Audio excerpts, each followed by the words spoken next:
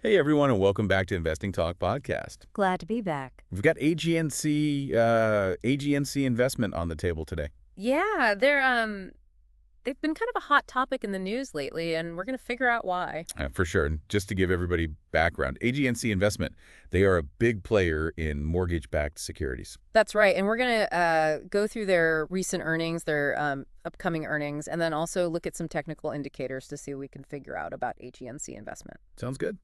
Let's dive into those earnings then. So AGNC, they missed their earnings estimates for Q3 2024. Right, they came in at 43 cents earnings per share versus the 47 that analysts were expecting. Which, it's not great. It's not a good sign when a company misses earnings estimates like that. I mean, investors definitely take notice. Yeah, especially with AGNC gearing up to release their Q4 2024 earnings on January 27th. Yeah, and following that, they have a stockholder call the next day on January 28th. So a lot of eyes are going to be on them, and a lot of people are going to be waiting to see what happens. Absolutely. I mean, you miss one earnings estimate and everybody's kind of like, okay, well, let's see what happens next time. And so that next time's coming up pretty quick. Yeah, so we've got this earnings kind of a roller coaster going on, but then, on the other side of things, AGNC has consistently been paying a dividend.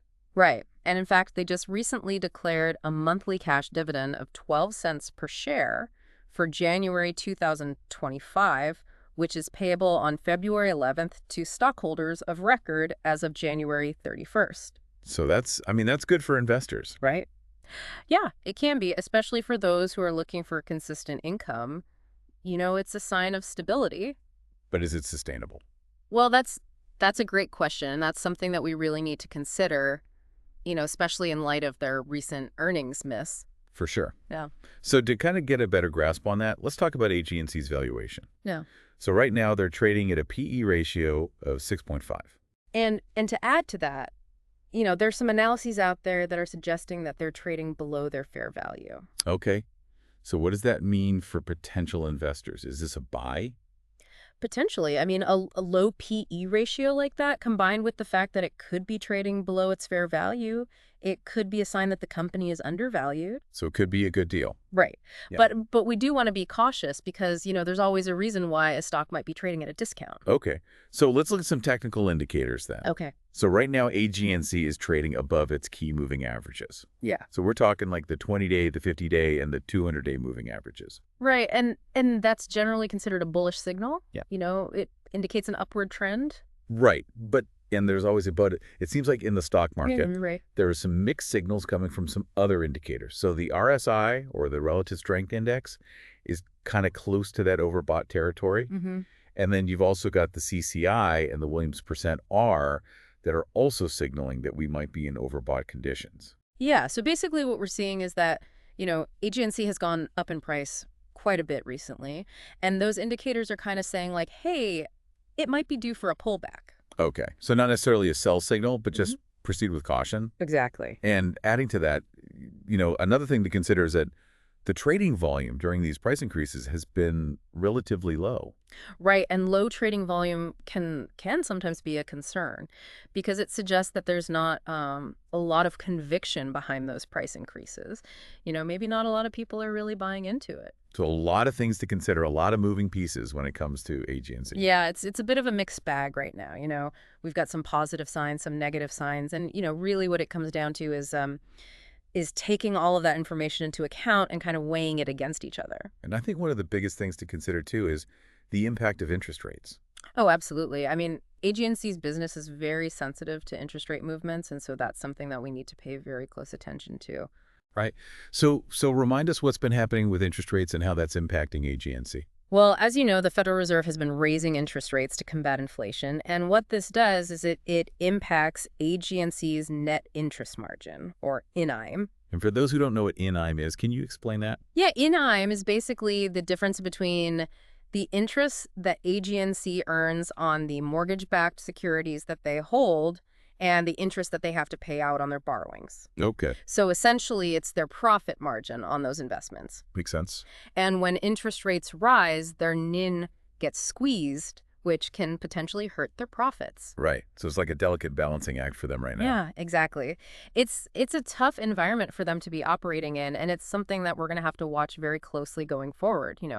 what the Federal Reserve does with interest rates is going to have a big impact on AGNC's performance. So it's kind of like a wait and see at this point. Yeah, I think that's a good way to put it.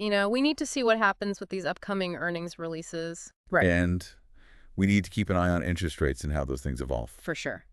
So a lot to keep an eye on with AGNC. Absolutely. But, we're going to keep digging in, and in the next part, we're going to look at some more things to consider with AGNC. Sounds good. All right, we'll see you then. It really is a lot to think about. So many things to consider when it comes to AGNC. But, for our listeners out there who might just be tuning in or who maybe just need a quick recap, Sure. what are some of the main takeaways they should be thinking about? Well, I think the first thing to remember is those earnings. That Q3 miss definitely raised some eyebrows, and those upcoming earnings releases are going to be really important. Yeah, I think everybody's going to be watching those for sure. Yeah, and then, of course, you've got that dividend, which looks really attractive right now. But, can they keep it up? Is it too good to be true? Exactly. And then, we've got that low PE ratio, which, as we talked about, could signal a buying opportunity. But there's always a right. There's always a but. There could be underlying issues that we need to be aware of. Right. It's not always what it seems. Right. And we talked about those technical indicators. On the one hand, we've got AGNC trading above its key moving averages, which is generally a good sign. Right. But then we've got those overbought indicators and that low trading volume, which is... Yeah, what does that even mean? It's a little bit concerning. Yeah. It suggests that that maybe this rally isn't as strong as it appears. Right.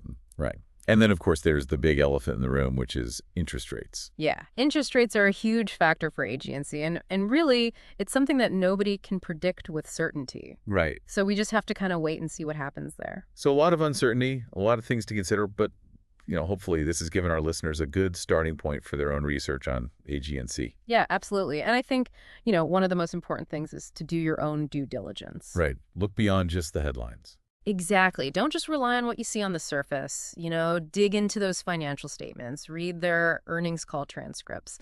Really try to get a deep understanding of the company and how it operates. Yeah, get to know the business, get to know the management team. Right. What's their track record? Right. What are their plans for the future? And, speaking of red flags, are there any specific things that listeners should be wary of when they're looking into AGNC?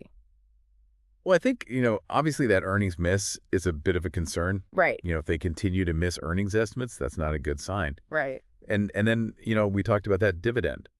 I mean, it's great that they're paying a dividend, but if their earnings are declining, can they really afford to keep paying it? That's a good point. And then, even though that valuation looks attractive right now, we need to be careful. There could be a reason why the market is undervaluing them. Yeah, there's always two sides to every coin. Right. And finally, I think those technical indicators are telling us to be cautious as well. Okay, so to sum it all up, what's the bottom line here? Yep.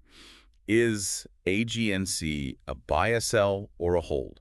It's really hard to say right now. I think it's a high-risk, high-reward situation. Okay, so for somebody who's maybe a little bit risk-averse, they might want to stay away. Yeah, I think that's probably a good idea. But for somebody who's maybe willing to take on a little bit more risk. It could be an interesting play, but I Yeah. think the key here is to really do your research and understand what you're getting into. Right.